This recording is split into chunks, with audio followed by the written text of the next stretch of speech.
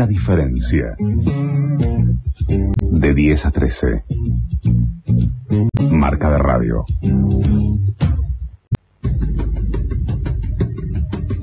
En primer lugar, le pregunto su nombre completo. Jorge Julio López. Yo soy detenido en mi casa. Va el señor Echecolás y se establece en un acto. Las organizaciones nucleadas en el encuentro Memoria, Verdad y Justicia venimos a la Plaza de Mayo a exigir la inmediata aparición en vida del compañero Jorge Julio López. A la noche llegó toda la patota. Primero lo agarran y los tiran a todos en la celda juntos. Y ahí Patricia me dice, ¿quién sos vos? Dice, López, sí. Dice. Patricia me dice, López, no me falles. Si salís, que el único que de nosotros que puede salir sos vos. Dice, me dice, andá, buscalo a mi mamá, a mi papá o a mi pariente, a mi hermano. Y decirle, dice, y dale un beso a tu hija, a mi hija, dice, de parte mía. Ahora resulta indispensable aparición con vida. Estos pasos, así como las amenazas a luchadores, querellantes, testigos y abogados de causas contra genocidas, son hechos ante los cuales nadie puede permanecer indiferente. Yo hasta pensé, si un día salgo y lo encuentro a Checolás, yo lo voy a matar. Yo así pensaba. Y después digo, puta, y si lo mato, y que voy a matar una porquería de esa. Un asesino serial. ¡El compañero detenido desaparecido! Es estremecedor escuchar el testimonio de Jorge Julio López, de cuya desaparición se van a cumplir 5 años. Hay una pregunta, Adriana, de cuya obviedad dudo en cuanto a si tiene la respuesta inducida. ¿Se podría acertar en la respuesta de por qué lo desaparecieron?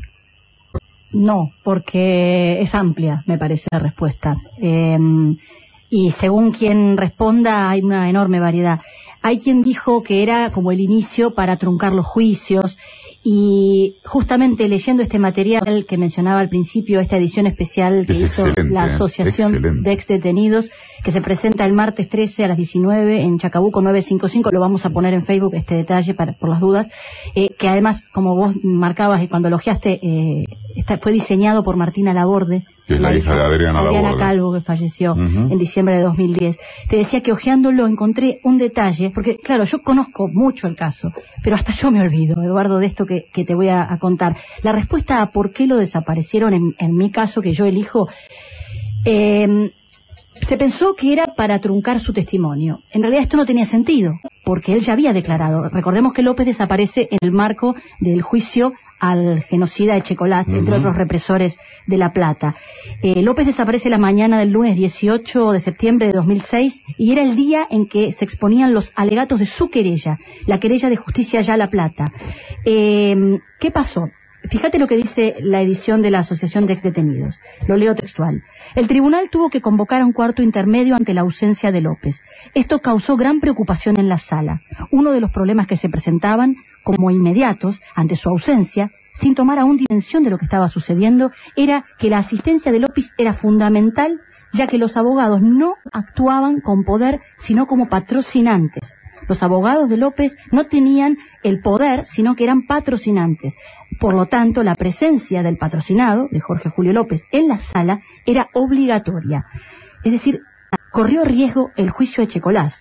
Al existir una limitación de 2 letrados por cada querellante, la ausencia de Julio impedía a 2 de nuestros compañeros abogados de Justicia Ya alegar precisamente dos de los abogados que iban a pedir el genocidio. ¿Y sabes cómo se salvó esto? Esta circunstancia, que fue conocida por el tribunal y también por la defensa de Echecolás, esto es importante, esto de que no tenían poder, sino que eran solo meros patrocinantes los abogados, solo se pudo enmendar gracias a un recurso extraordinario que aceptó el tribunal, la firme decisión de Rosansky y los otros jueces, y también de Justicia ya de seguir adelante con el juicio. El juicio corrió riesgo. Que no se sepa nada de López, deviene de cuáles factores. Y es la pregunta más reiterada, ¿no? ¿Cómo, o sea, todos los que estamos en eso, ¿cómo puede ser que no se sabe nada? Y en todos estos años, para mí la mejor respuesta la dio precisamente Adriana Calvo, ex miembro de la asociación.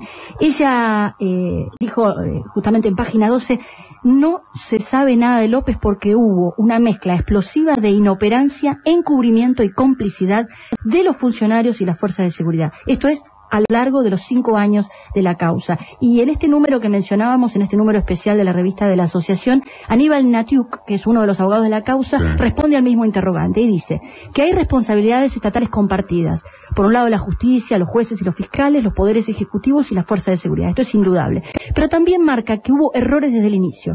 Por ejemplo, no haber investigado de inmediato a quienes tenían un posible móvil para cometer un delito semejante, es decir, a los represores perjudicados por las declaraciones de López. Se tardó 2 años en cambiar la carátula, buscaban un viejito perdido. Este es una de las claves también de por qué no se sabe nada. Y después, Eduardo, megaoperativos al estilo Candela Rodríguez, donde se difunden pistas en los medios, así se enteran primero los investigados, y también orientadas por denuncias, o sea, megaoperativos que tienen como base denuncias disparatadas, sembradas no inocentemente en la causa, sino para empiojar. Y al mismo tiempo, ningún recurso del Estado destinado a las pistas reales sobre los represores. Cerremos por lo que sería el comienzo. ¿Quién era Jorge Julio López? Debía haber comenzado por ahí. No, pero me perdí. Al revés, ¿por qué? No tiene. Un albañil. No tiene por qué ser así. Bueno, Jorge Julio López era un albañil que tenía 77 años cuando lo desaparecieron. Había nacido en El Ordi, un pueblo cercano a General Villegas.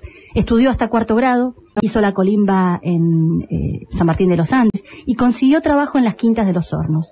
Allí conoció a Irene Sabegnago, se casó con ella, tuvo 2 hijos, pero no llegó a ver a ninguno de sus nietos. Corría 1973, López tenía 47 años y se acercó a la unidad básica Juan Pablo Maestre, de la Juventud Peronista de su barrio. Él ahí hacía tareas sociales, barriales, servía chocolate caliente a los chicos el Día del Niño y participaba de pocas discusiones políticas, pero en una de esas discusiones se ganó el apodo de Partido Socialista. ¿Sabes por qué le decían Partido Socialista a López? Porque él un día se enojó con los compañeros de la JP y les dijo, los que cantan Perón evita Partido Socialista no son peronistas, en lugar de Perón evita la patria socialista. Bueno, ahí le quedó el mote. El 27 de octubre del 76, una patota al mando de Echecolás lo secuestró de su casa, y en siguientes operativos lo mismo sucedió con todos sus compañeros, y esa unidad básica fue incendiada. Sufrió torturas, pasó por varios centros clandestinos. En el Pozo de Arana presenció el fusilamiento de Ambrosio de Marco, su compañero de la unidad básica, y también de su mujer, Patricia del Orto, que había llegado a pedirle en vida a Julio que buscara a su hija. Es el tramo que Adrián Gargiulo eligió una vez más para escuchar la voz de López cuando él cuenta que Patricia le pidió que Julio buscara a Mariana y le dijera que la mamá la quería. Según este completísimo documento de la asociación, López pasó 160 días hasta que fue blanqueado en la unidad 9, y ahí estuvo detenido 812 días a disposición del Poder Ejecutivo Nacional. Cuando salió, volvió a su vida de trabajo y en familia y se quedó en silencio muchos años. Ya de jubilado, empezó a escribir los detalles del horror que había vivido, en cualquier papel que caía en sus manos. Cuentan que agarraba una publicidad, un pedazo de diario, una bolsa de cal, todo servía. El motor que lo llevó a declarar, o sea, a dar el paso de poner en la justicia todas estas vivencias y estas precisiones del horror, fue aquella promesa que le había hecho a Patricia.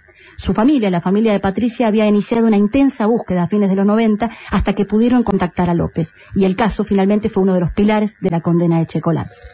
A 5 años de su desaparición, la causa López está paralizada. Los juicios de lesa humanidad no se detuvieron, pero avanzan dentro de los límites marcados por quienes demostraron que todavía poseen el poder y la capacidad logística para hacer desaparecer a un testigo clave, aún en medio de un clima de época como el actual favorable a los procesos. Lo firmó Adriana Meyer.